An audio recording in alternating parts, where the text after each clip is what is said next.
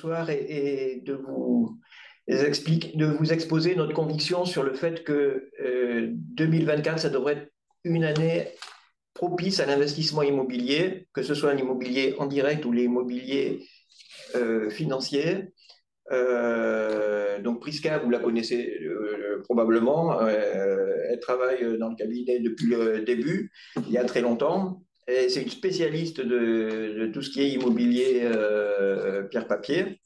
Et donc je lui laisserai vous faire part de son expertise sur ces domaines-là. Donc notre webinaire, on va essayer de l'organiser en trois temps. Le premier, c'est de faire un petit retour sur le passé, regarder ce qui s'est passé en 2023, pourquoi ça a été catastrophique en France et également en Europe, et sur le marché du résidentiel, mais aussi sur le reste, sur le marché de l'immobilier d'entreprise. C'était vraiment une année noire. Dans un second temps, on essaiera de se projeter sur l'année qui commence, l'année 2024. Nous, notre conviction, c'est que c'est l'année du point bas, le nadir, et c'est normalement dans ces périodes-là qu'il faut avoir le courage d'investir. Et donc, nous, c'est notre conviction. C'est pour ça qu'on a organisé ce webinaire.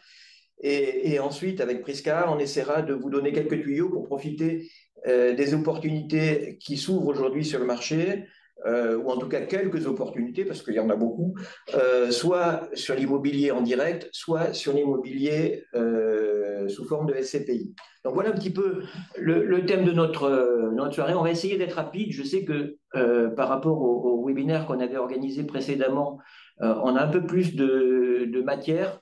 Donc, on va essayer d'être bref et de ne pas trop s'attarder sur les slides qui vont suivre.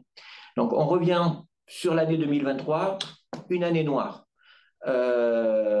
Tout s'est rassemblé pour que cette année, elle soit pas bonne. Donc, vous savez que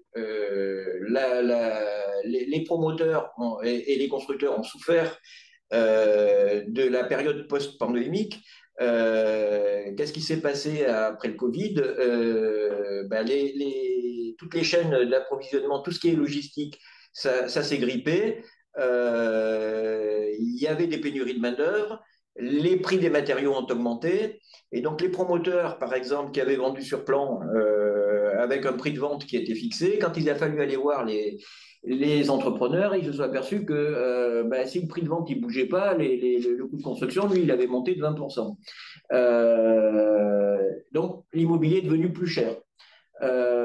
Remontée des taux d'intérêt, ça, c'est le phénomène majeur dans l'immobilier. L'immobilier, le taux d'intérêt, c'est le sang qui circule dans le marché. Donc, vous voyez sur le graphique qui est à côté qu'on a quand même connu une hausse spectaculaire des taux d'intérêt. C'est les banques centrales qui les ont initiés.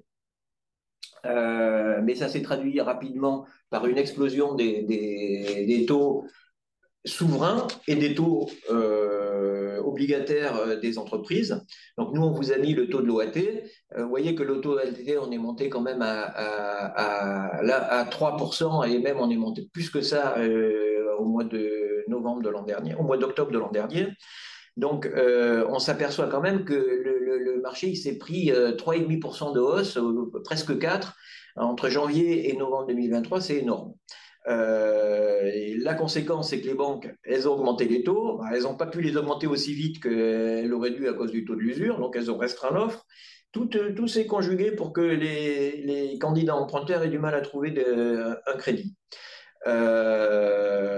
Ensuite, les banques, quand elles ont vu que l'immobilier ralentissait et connaissait des problèmes, elles ont augmenté leurs exigences pour les emprunteurs. Donc, elles ont demandé plus de fonds propres. En plus, elles étaient contraintes par un organisme qui s'appelle le HSCF, qui les a obligées à prêter sur des durées moins longues, avec des taux d'effort moins importants. Donc, tout ça a fait qu'il y avait de moins en moins de demandes sur un marché où l'offre était de plus en plus chère. C'était pas bon. Pour corser le tout, les taux d'intérêt, la guerre en Ukraine, l'inflation, tout ça, ça a fait que la croissance économique, elle a été atone. Donc, ça ne donne pas confiance aux investisseurs. Et du coup, on a moins d'essence dans le moteur immobilier. Autre problème qu'on a rencontré, les avantages fiscaux, ils sont en train d'être rognés ou supprimés. Donc rogner le Pinel, on en reparlera tout à l'heure, mais c'est la dernière année. Je crois que ce coup-ci, les pouvoirs publics, ils n'ont pas du tout envie de proroger le système. Et la loi Censi-Bouvard, là, qui était censée aider les acheteurs qui souhaitaient se positionner sur des résidences-services, elle n'existe plus depuis 2 ou 3 ans. Donc vous avez vu aussi, vous êtes au courant, les réglementations environnementales, c'est pas que pour les agriculteurs, c'est aussi pour l'immobilier. Donc les passoires thermiques, elles vont disparaître du marché locatif progressivement en fonction de la classification du logement. Mais les bailleurs vont plus pouvoir augmenter les loyers et ensuite vont plus pouvoir louer les appartements qui sont notés avec les notations les plus basses. Pour les bureaux, l'horizon est plutôt 2030, mais 2030 pour des entreprises, c'est demain. Et ces réglementations, elles pèsent aussi de plus en plus sur les acquisitions. Enfin, dernier élément qui peut expliquer la crise qu'on a connue, les loyers sont, suite au Covid, on a décidé de limiter la hausse des loyers, et il y a de plus en plus d'agglomérations qui les plafonnent. Donc, limitation de la hausse plafonnement, ça n'incite pas les investisseurs locatifs à se positionner. C'est pas très bon pour le marché. Alors, de manière assez naturelle, tous ces éléments, ils ont conduit à une crise qui est quand même assez sévère, que ce soit sur l'immobilier résidentiel ou sur l'immobilier d'entreprise. On vous a mis quelques chiffres pour expliquer, ou en tout cas pour illustrer cette crise. Sur le marché résidentiel, donc les logements, dans l'ancien, qu'est-ce qu'on constate dans l'ancien? Il y a de moins en moins de transactions. Alors, il y en avait eu beaucoup avec la diminution d'intérêt. Il y avait eu une hausse très forte des transactions entre 2015 et 2022. Depuis, c'est le retour de bâton et on se rapproche de plus en plus des chiffres qu'on avait rencontrés au début des années 90. On a aujourd'hui 885 000 transactions qui sont attendues par la Fédération des agents immobiliers en 2023. C'était quand même 1 200 000 en 2021. Ça fait une sacrée baisse. Les prix, ils ont baissé, mais beaucoup moins que les transactions. Les vendeurs, ils attendent, en fait, pour l'instant. Donc, la baisse, elle est mesurée, 3% en moyenne, mais elle est quand même plus marquée dans les agglomérations qui avaient subi la plus forte hausse. Paris, ça fait longtemps que ça baisse, hein, ça fait depuis 2021 à peu près. Et Lyon, Bordeaux et Nantes, qui étaient les trois métropoles vedettes de 2021 et 2022, depuis, ça baisse beaucoup plus fortement. On est entre 5 et 10%. Par contre, ce qu'on constate, c'est que dans les zones un peu plus rurales, ou en tout cas un peu moins densifiées, les prix, ils résistent et même des fois, ils montent. Par contre, le marché locatif, il se tient bien, ce qui est un peu normal parce qu'il y a de moins en moins d'achats dans le neuf. Donc le stock de logements à louer, il ne progresse pas.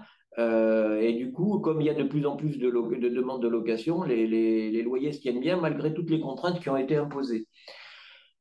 Bon, mais l'ancien, c'est l'essentiel du marché, mais le neuf, c'est ce qui apporte le renouvellement partiel des logements.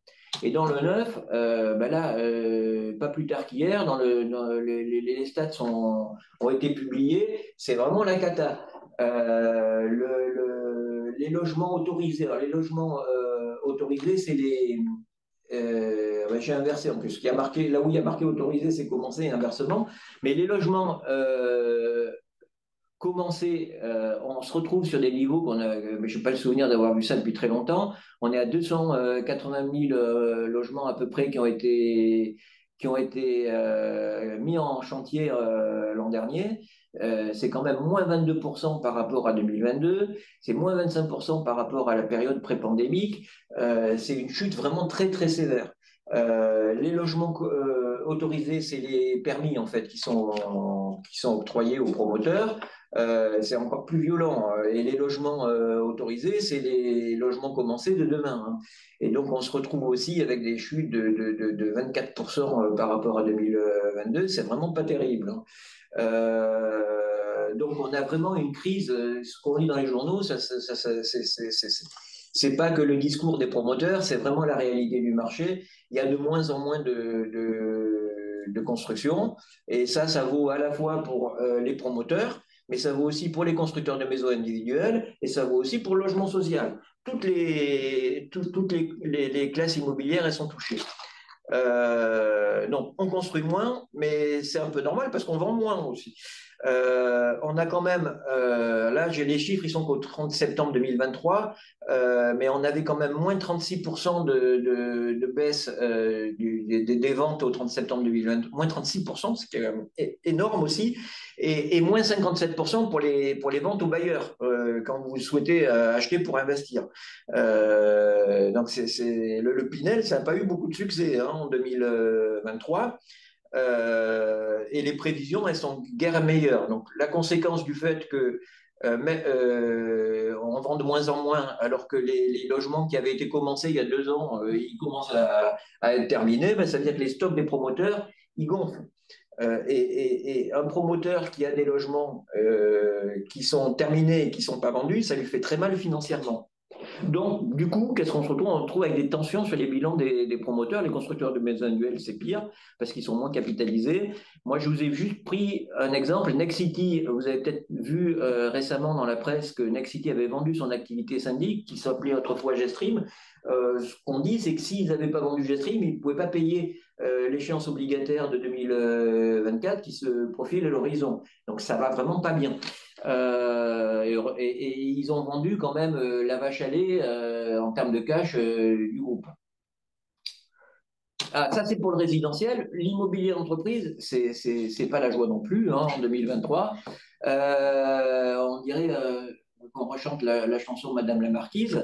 L'investissement en immobilier d'entreprise, ben, il s'est effondré. Hein, et on se retrouve avec des chiffres inimaginables il y a quelques années. On est sur un peu moins de 12 milliards d'investissements, donc des entreprises qui achètent, c'est souvent des fonds d'investissement ou des SCPI d'ailleurs ou d'autres. Ben on voit que et on a un recul de 57% par rapport à 2022 et donc on se retrouve quasiment à l'année 2009. C'est vraiment pas terrible. Hein. Et donc, qu'est-ce qui se passe? Y a moins de transactions. Par contre, les investisseurs, quand ils arrivent à acheter, ils ont plus de rendement parce que les prix commencent à s'ajuster au niveau de l'investissement en immobilier d'entreprise. Donc, vous voyez sur le graphique à côté que l'année 2023, elle se compare vraiment très défavorablement par rapport, par exemple, à l'année 2019, juste avant la pandémie. Hein. Alors, l'immobilier entreprise, c'est beaucoup de choses. Hein. C'est les bureaux, c'est les commerces. Donc, en regardant un peu plus en détail, sur les bureaux, il y a un indicateur que les spécialistes de l'immobilier entreprise aiment bien, c'est la demande placée. Donc, la demande placée, on ajoute les locations des entreprises et les ventes aux utilisateurs. Donc, si par exemple mon cabinet il achetait ses bureaux, et ça rentrerait dans la demande placée. Donc là, on est sur moins 17% par rapport à 2020, par rapport à 2022. Donc c'est une baisse importante, mais pas catastrophique par rapport à l'investissement. On voit que le marché de la location ou le marché des ventes aux entreprises qui vont utiliser les surfaces commerciales, on voit que le marché il est moins mauvais que le marché de l'investissement.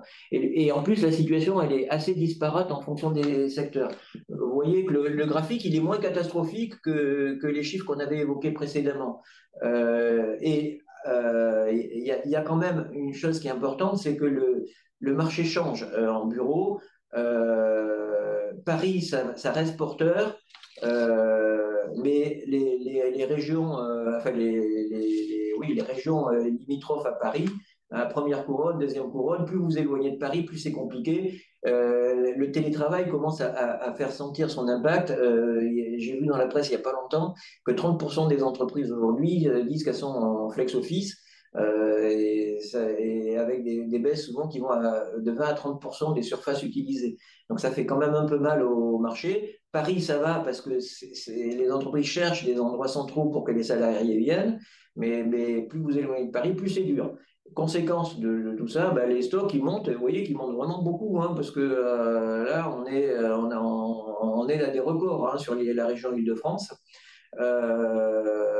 Donc on est vraiment dans une situation où il va falloir se poser la question de savoir ce qu'on fait des bureaux qui ne peuvent pas être occupés.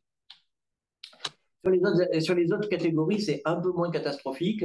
Enfin, donc le commerce, alors le commerce, on en avait dit pique-pendre en 2020 et 2021, il y avait Internet, surtout il y avait le Covid, les commerces étaient fermés, les gens voulaient plus se déplacer dans les grands centres commerciaux, mais le commerce c'est un peu, il est sorti du plus dur de ses difficultés, l'investissement se maintient relativement. Les loyers, ça a été un peu compliqué parce qu'il y a pas mal de commerces dans le textile qui ont fermé, mais ils ont été remplacés par d'autres thèmes d'investissement. Donc le chiffre d'affaires des commerces baisse en volume, il progresse en valeur. Donc on est sur une classe d'actifs un peu moins compliquée que les bureaux. La logistique, ça c'était l'inverse du commerce, ça c'était super à la mode après le Covid, on arrivait à des taux de rendement qui étaient vraiment très faibles. Bon, maintenant, l'euphorie, elle est passée, mais le marché, il se tient bien. Et sur tout ce qui est hôtellerie et santé, ça, c'est les marchés qui se portent le mieux. Ce qui n'empêche pas d'ailleurs certains opérateurs de pouvoir avoir des problèmes. Vous avez vu Orpea, et dans l'hôtellerie, il y a un petit peu de casse de temps en temps aussi, mais globalement, les marchés sont encore assez porteurs. Donc il faut être assez prudent quand on analyse le marché. Tout ne va pas très mal.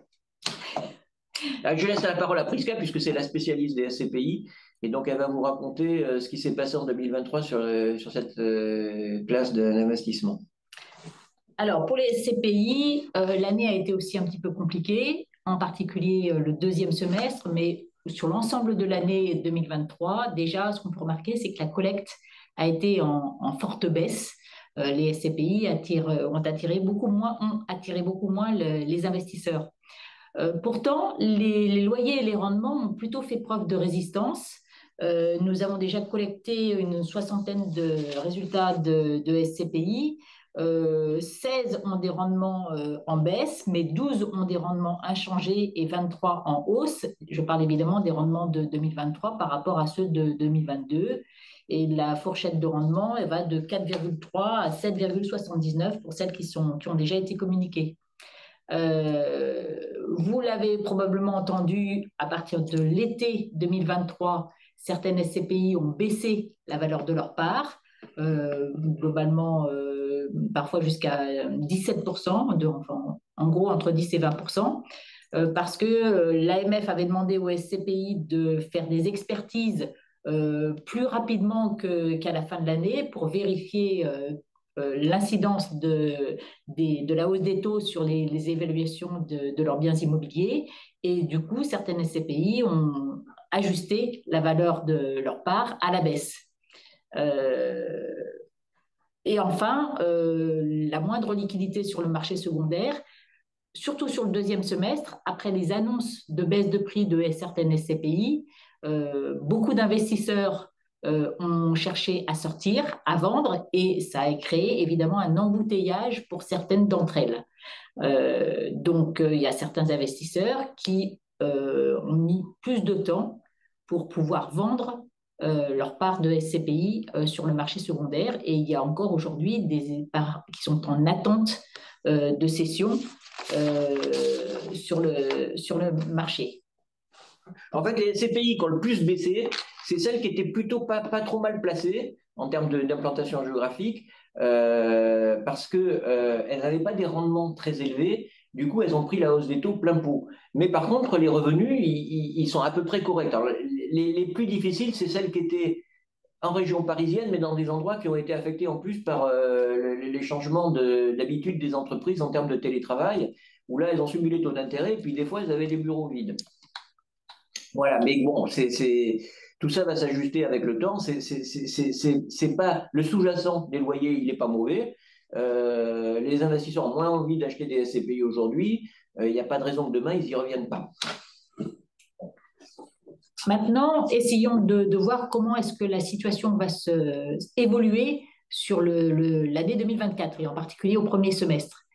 Nous pensons que ça va continuer à se dégrader au premier semestre de l'année, mais probablement revenir à une situation plus positive sur la deuxième partie de l'année. Pourquoi? Là, actuellement, les taux d'intérêt sont encore assez élevés, mais on sent quand même qu'on n'est pas loin du pic, voire peut-être même que le pic des taux d'intérêt est derrière nous. Il y a sur le marché des vendeurs qui sont maintenant obligés de vendre, qui jusqu'à présent avaient peut-être un peu attendu pour baisser leur prix, mais qui maintenant ont le couteau sous la gorge et sont obligés de baisser leur prix, donc en quelque sorte des ventes forcées. On va rencontrer aussi, comme on le disait tout à l'heure, des promoteurs et des constructeurs qui sont peut-être en situation de difficulté. Et du coup, sur le premier semestre 2024, il est probable que les valeurs des biens immobiliers continuent à baisser. Ça, c'est notre scénario. Pour autant, ça risque d'être une fenêtre de tir d'opportunité et la situation devrait en principe s'améliorer relativement rapidement. On a en mémoire les crises du début des années 90 et puis de 2008. Actuellement, la crise actuelle se ressemble plus à celle de 2008 qui finalement avait duré relativement peu de temps plutôt qu'à celle des années 90 qui avait duré pendant plusieurs années. Donc, on l'a dit, les banques centrales s'orientent vers une baisse des taux d'intérêt. Dès lors qu'elles auront baissé leurs taux, les banques vont suivre et baisser également les taux et accorder des crédits de manière plus large. La demande, elle existe toujours et elle est même probablement encore en hausse, ne serait-ce que par la démographie en France. Il y a de plus en plus de ménages qui ont besoin de se loger. Le marché locatif n'est pas pléthorique et donc il y a toujours un marché à l'achat, à l'investissement immobilier, très clairement. Quant à l'immobilier d'entreprise, devrait bénéficier de la baisse de l'inflation et de la nécessité de s'adapter aux normes environnementales. Donc, globalement, on est peut-être à un tournant et à un rebond prochain du marché immobilier, d'où l'idée d'en bénéficier et de saisir des opportunités dès maintenant. Oui, en fait, comme dit Prisca, ce qui est important, c'est que le moteur de la baisse, c'était quand même les taux d'intérêt. Et le moteur de la hausse, ça sera encore les taux d'intérêt. Vous avez vu que l'OAT était monté jusqu'à 3,70 à la fin du mois d'octobre 2023. Elle est aujourd'hui, je ne sais plus avec ça, mais elle doit être de 50, de 60. Elle est redescendue jusqu'à 2,30, 2,40. Donc, elle a déjà perdu 1%. C'est un indicateur avancé des anticipations des investisseurs sur ce que les banques centrales vont faire. Et les banques centrales, aujourd'hui, on discute pour savoir si elles vont baisser les taux la première fois au mois de mars, au mois d'avril ou au mois de juin. Mais ce qui est à peu près certain aujourd'hui, il n'est pas exclu qu'on ait des déceptions sur la date, mais normalement, au début du second semestre, c'est sûr que ça va commencer à baisser. Et donc, c'est le sang qui va commencer à recirculer sur le marché. C'est pour ça qu'on est positif. Voilà, donc il ne suffit pas d'être positif et de dire c'est le moment d'investir. Qu'est-ce qu'on peut vous donner comme idée pour essayer de profiter d'une conjoncture qu'on estime intéressante? Donc on a essayé de focaliser sur deux thèmes, le thème de l'achat en direct et de l'achat sous forme de SCPI. Donc l'achat sous forme d'acquisition directe. Bon, vous n'avez pas acheté des immeubles de bureaux, donc on s'est plutôt focalisé sur l'immobilier résidentiel. Nous, on pense qu'il y a des affaires à faire sur le neuf. Pourquoi les prix baissent partout, mais dans le neuf, il y a vraiment des opportunités. Les promoteurs, les constructeurs de maisons individuelles, ils ont des problèmes. Les promoteurs, ils ont des stocks qu'il faut écouler. Et le neuf, certes, c'est plus cher que l'ancien, mais les appartements, ils sont aux normes, notamment environnementales, ce qui est quand même important aujourd'hui. Vous êtes tranquille normalement pendant 10 ans quant aux travaux à réaliser. Et les locataires, ils préfèrent aller dans des appartements neufs que dans des appartements anciens. Donc c'est un peu plus cher, mais on s'y retrouve à la fin. Les stocks, les promoteurs, ils ont le haut de l'euphorie, c'était 2021 et un peu 2022. Donc, ils ont commencé les programmes en 2021-2022, mais maintenant, ils arrivent sur le marché. Donc, il y a des promoteurs qui ont des stocks sur des logements livrés, on les voit, et sur des logements à livrer jusqu'à la fin de 2024. Et là, il y en a beaucoup. Donc, on pense que c'est en plus une situation où ils doivent faire rentrer du cash pour payer les banques. Donc, nous, on pense que c'est le moment d'aller voir les promoteurs sur les programmes, sur les programmes et les appartements qui vous intéressent pour essayer de négocier. Donc, ce qu'on a fait, c'est qu'on a repris tous les partenaires avec lesquels on travaille en immobilier, Nexity, Bouygues, Cogedi, Micade et bien d'autres. On a quelques promoteurs régionaux et on a regardé parmi ces promoteurs et les programmes où il y a des logements dont la livraison est prévue en 2024 ou qui ont déjà été livrés.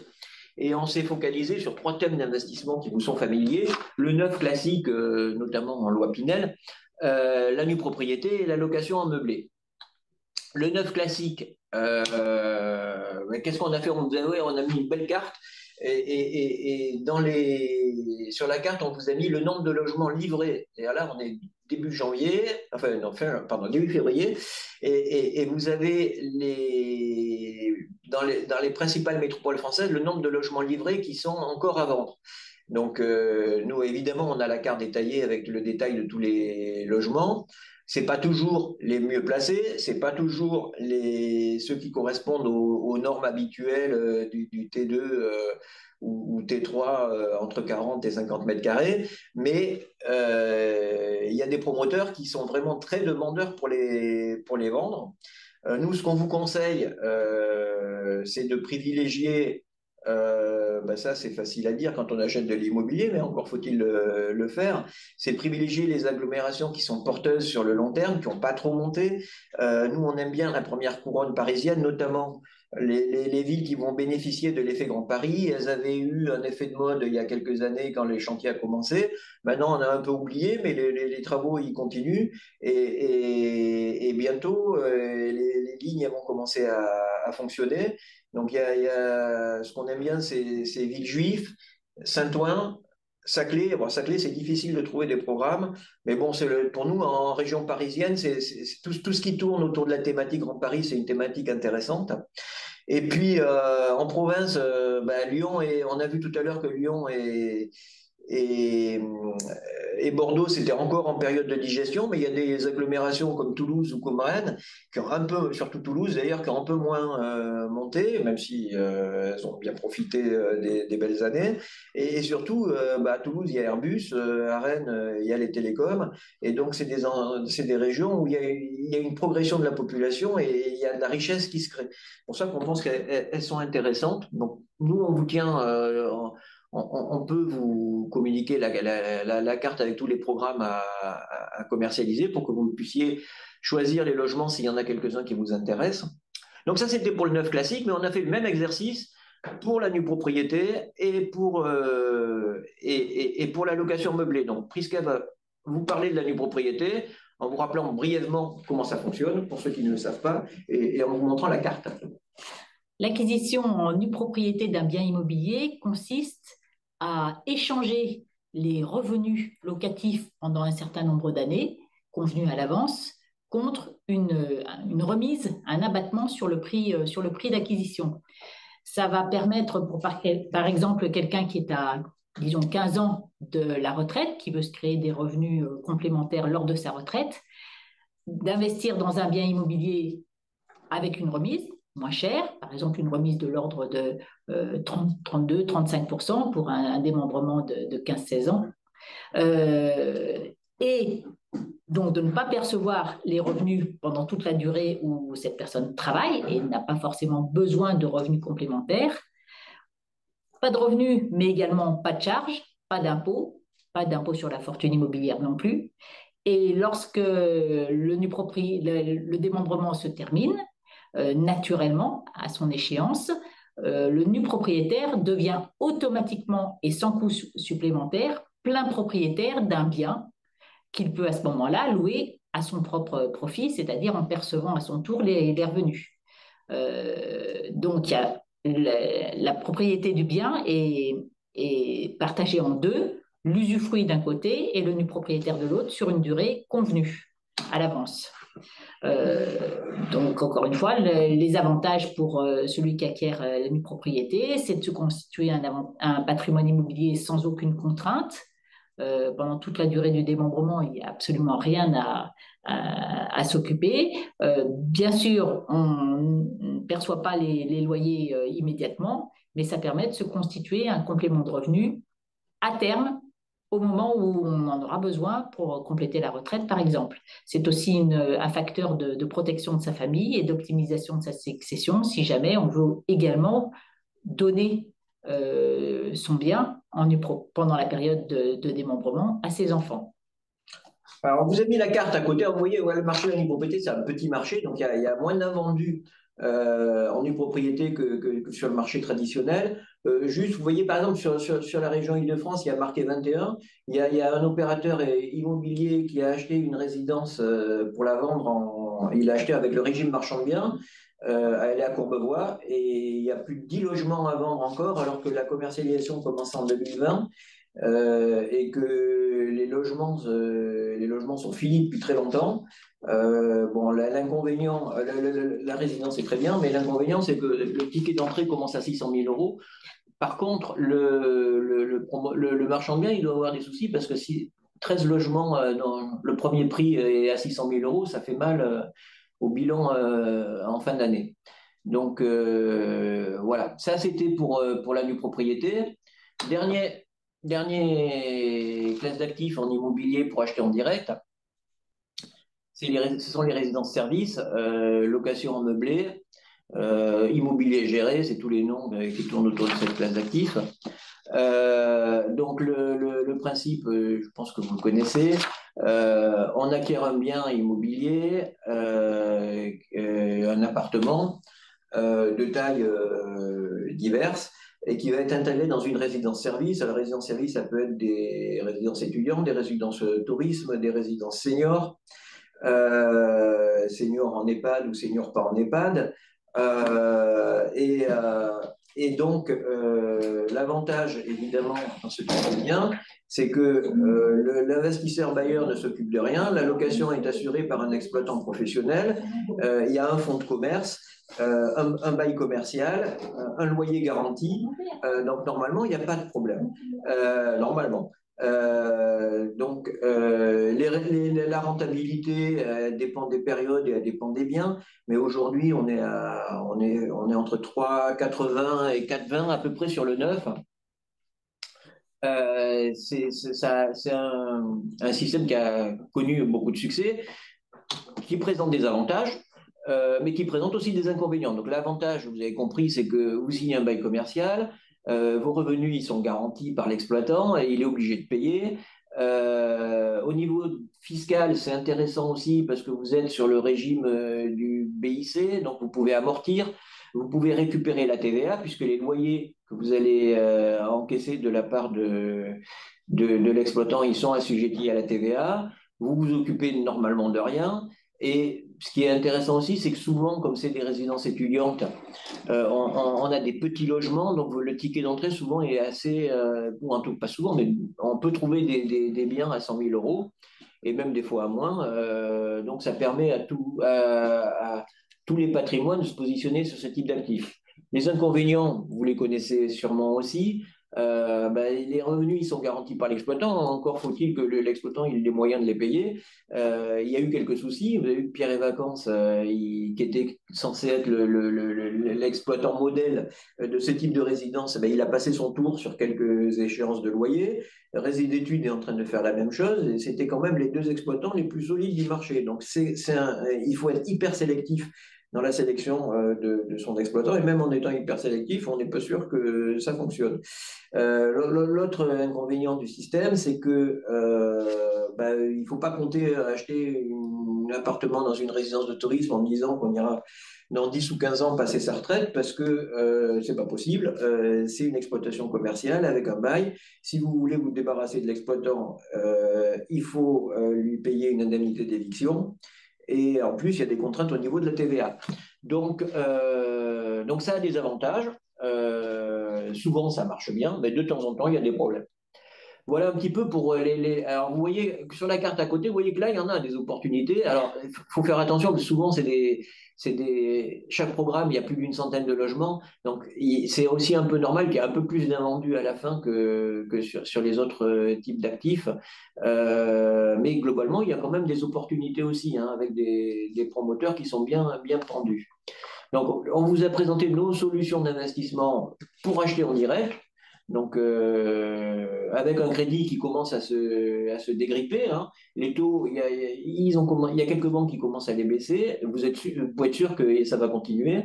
Et les banques sont moins frileuses qu'elles l'étaient au début de l'année dernière. Donc, ça peut être une solution intéressante pour compléter son patrimoine. Mais il y a une deuxième solution, c'est d'acheter des SCPI. On vous a dit que c'était compliqué, mais ce n'est pas pour autant qu'il n'y a pas d'opportunité. Et Prisca, elle a justement une idée. Un petit rappel sur les SCPI d'abord et leurs avantages. Les SCPI permettent d'investir dans de l'immobilier professionnel, bureaux, commerces, locaux d'activités divers et variés, avec un ticket d'entrée très faible, une très forte mutualisation des risques. Chaque SCPI est investi dans plusieurs dizaines, voire centaines de biens différents avec des locataires différents, donc ça fait courir moins de risques par rapport à un locataire qui ne réglerait pas. Il n'y a aucun souci de gestion. Chaque SCPI a sa gestion qui est assurée par une équipe. Donc, on ne s'occupe de rien, hormis donner son RIB pour recevoir les revenus, soit de manière mensuelle, soit de manière trimestrielle. Les SCPI, en général, enfin, dans la pierre papier, on classe en général les SCPI, mais il y a aussi les OPCI et les SCI. Là, le sujet qui nous intéresse plus particulièrement, c'est les SCPI, donc qui, comme je vous le disais tout à l'heure, ont pour objectif de collecter les capitaux de tous les investisseurs et d'investir dans des locaux, bureaux, commerces ou santé. Et de reverser aux associés les loyers perçus, une fois payés, toutes les charges. Aujourd'hui, nous avons une SCPI particulière à vous présenter. C'est l'opportunité que nous vous présentons aujourd'hui. C'est une SCPI qui s'appelle Sophie Dynamique. Donc, la société de gestion, c'est Sofidy. C'est une société qu'on connaît depuis plus de 30 ans, qui est considérée comme une des meilleures du marché, qui gère Immorente, Efimo et de nombreux autres supports immobiliers. Donc, ils connaissent bien leur travail. Ils sont plus de 200 salariés. Ils sont investis sur de nombreux pays. Leur gestion est très qualitative. Généralement, ils choisissent très très bien leurs emplacements, leurs locataires. Donc, on a un bon avis sur cette société de gestion, Sofidy. Aujourd'hui, ils ont décidé, pour saisir les opportunités du marché, de créer une SCPI un petit peu différente de celle qu'ils gèrent habituellement.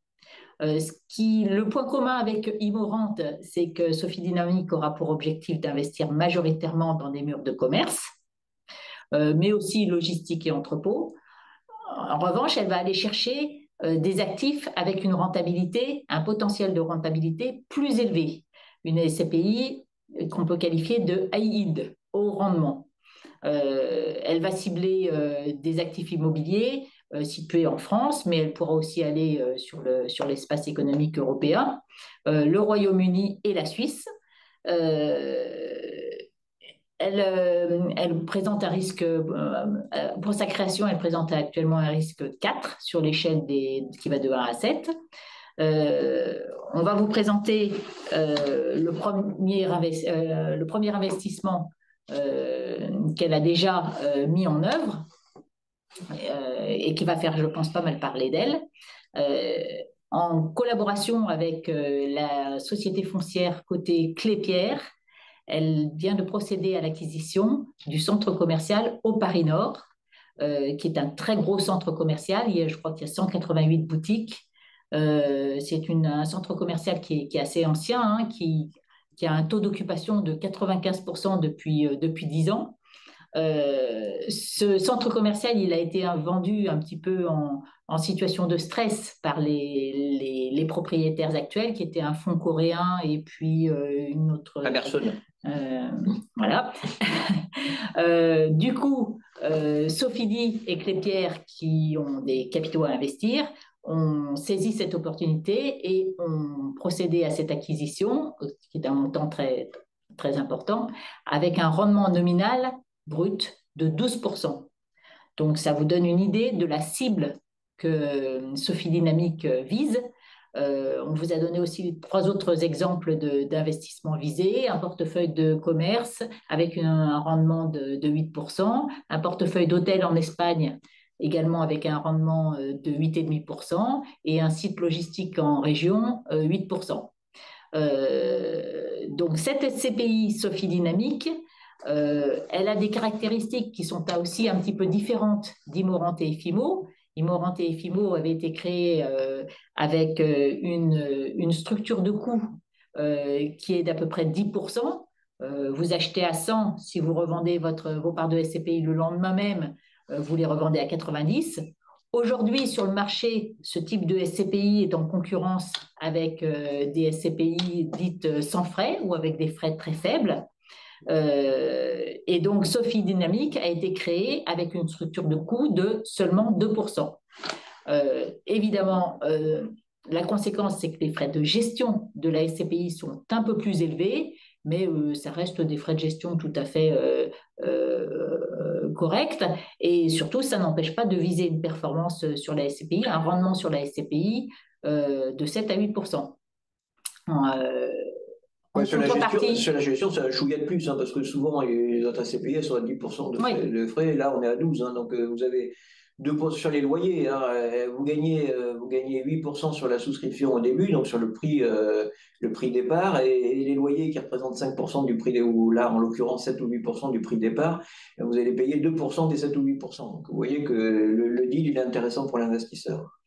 Alors évidemment, Sofidy ne souhaite pas qu'on se serve de cet investissement avec très peu de frais pour rentrer et sortir en permanence. C'est un investissement immobilier de long terme, donc il y a des pénalités en cas de revente, pénalité de 5% en cas de revente dans les 8 années qui suivent. Bon, évidemment, de toute façon, on n'investit pas dans une SCPI pour revendre 5 ans après, mais c'est comme ça qu'ils ont organisé la structure de coût de cette SCPI.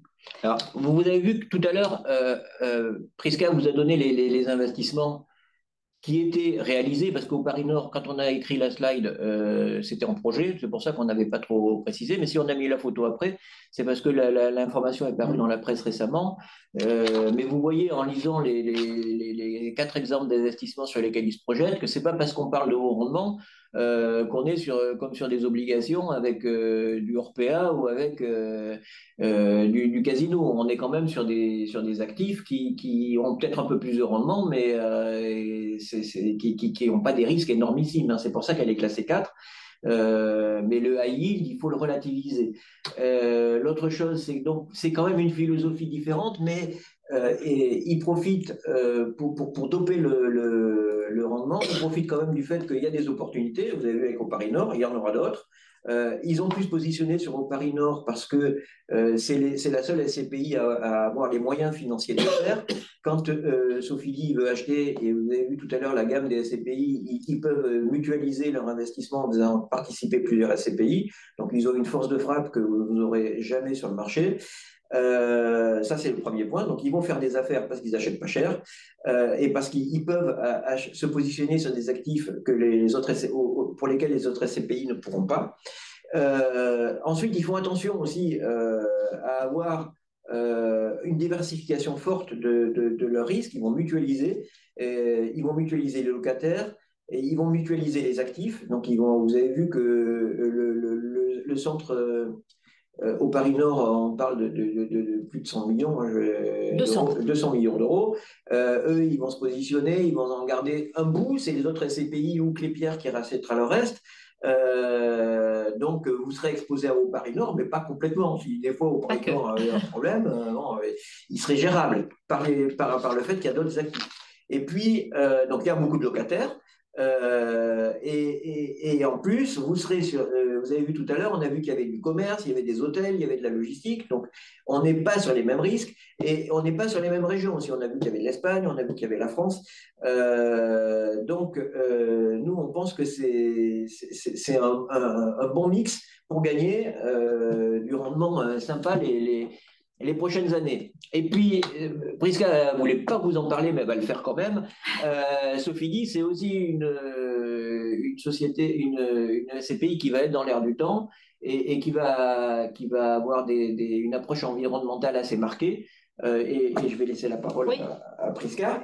Donc, Sophie Dynamique est classée article 8, ça ne vous parle peut-être pas forcément, c'est juste avant l'article 9, et globalement, c'est les placements financiers qui suivent les normes énergétiques les plus fortes, et en particulier, Sophie Dynamique a pour objectif de suivre les consommations énergétiques et les émissions de gaz à effet de serre de chacun des investissements qu'il va réaliser, de manière à vérifier que ces biens font des progrès, diminuent globalement leur consommation énergétique et leurs émissions à effet de serre. Et la SCPI va évidemment prévoir, si nécessaire, des travaux ou toutes mesures qui permettront d'améliorer la consommation énergétique et de diminuer les émissions de gaz à effet de serre de chacun des biens dans lesquels ils investissent. Voilà, donc là, on vous a présenté la SCPI, vous avez peut-être envie d'investir. Et qu'est-ce qu'on pourrait faire, Prisca, pour faciliter la décision de nos interlocuteurs? Alors, il faut savoir qu'une SCPI, avant d'avoir le droit de faire appel public à l'épargne, doit d'abord être créée avec des membres fondateurs. Les membres fondateurs sont les premiers investisseurs de la SCPI. Sofidy a proposé à notre cabinet et à quelques autres d'être membre fondateur de Sophie Dynamique. Et on n'a pas hésité. Surtout à nous, quand même. Hein. On n'a pas hésité une minute, connaissant Sofidy depuis si longtemps, et leur idée nous a paru très bonne. Donc, on a investi une partie de la trésorerie du cabinet en part de Sophie Dynamique. Alors évidemment, les membres fondateurs, ils ont un petit avantage qui nous a fait bien plaisir aussi. On n'a pas la commission de souscription de 2%. Autrement dit, on l'achète sans frais du tout. Sans les fameux frais de 2% qu'on vous a présentés tout à l'heure. Et de ce fait, on a aussi la possibilité de vous proposer pendant 90 jours des parts de Sophie Dynamique dans les mêmes conditions que nous avons eu, c'est-à-dire en vous offrant la commission de souscription de 2%. Voilà notre proposition aujourd'hui. Merci Prisca. Donc, on vous a présenté nos principales suggestions d'investissement immobilier. On est assez convaincus que on est dans le pire, donc ça devrait aller mieux. L'arc-en-ciel arrive. Donc, si vous souhaitez revenir vers nous, soit pour connaître le détail des programmes sur lesquels il nous semble qu'il y a des opportunités pour négocier avec les promoteurs, que ce soit en UPRO, en location meublée ou en neuf classique, ou si vous souhaitez participer à l'aventure de la création de Sophie Dynamique, n'hésitez pas à revenir vers nous, vers Prisca, ou vers le numéro de téléphone ou l'adresse mail qui sont